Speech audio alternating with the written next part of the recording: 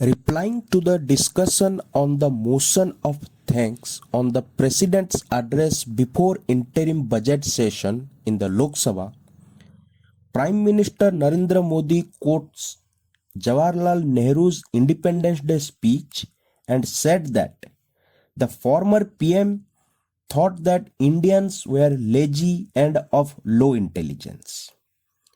माननीय प्रधानमंत्री जी ने लोकसभा के अंदर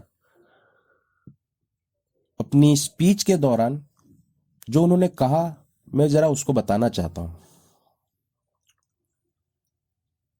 15 अगस्त को लाल किले से प्रधानमंत्री नेहरू ने जो कहा था वो मैं जरा पढ़ता हूं। ये माननीय मोदी जी की ये स्पीच का हिस्सा है।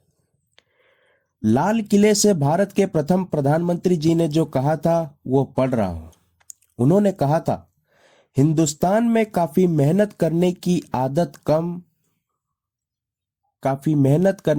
आदत आम तौर से नहीं है।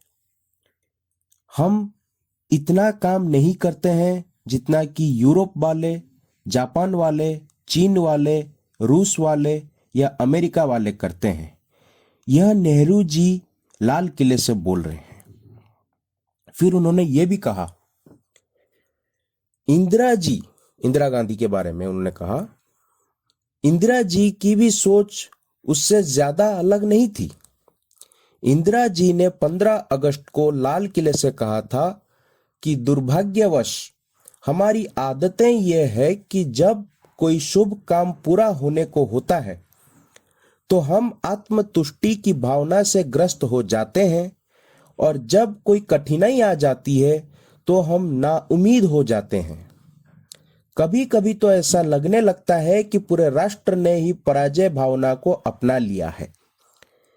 यह बात नरेंद्र मोदी जी ने पार्लियामेंट में लोकसभा के अंदर नेहरू जी को और इंदिरा जी की भाषण को अपनी स्पीच में कोट करते हुए इन्होंने कहा है। अब मेरा मानना है, जब स्वामी विवेकानंद जी ने यह कहा था कि उत्तिष्ठत जागृत प्राप्य वरान्नि बोधत, अर्थात उठो, जागो और ध्येय की प्राप्ति तक रुको मत, तो क्या विवेकानंद जी यह कहकर भारतवासियों को कम समझते थे, आलसी समझते थे? ये आपके ऊपर है, ये आप सोचें। भारत के तत्कालीन प्रधानमंत्री नेहरू जी के भाषण को तोड़ मरोड़ कर 140 करोड़ लोगों की पहचान संसद भवन में मौजूदा प्रधानमंत्री नरेंद्र मोदी जी ने जो अर्ध सत्य बात कही है, उस पे स्वयं prime minister office Bharatiya Janata party को आत्मनिरीक्षण करने की जरूरत है। ऐसा इसलिए औरों के ख्यालात की लेते हैं तलाशी और अपने गरेबान में झांका नहीं जाता।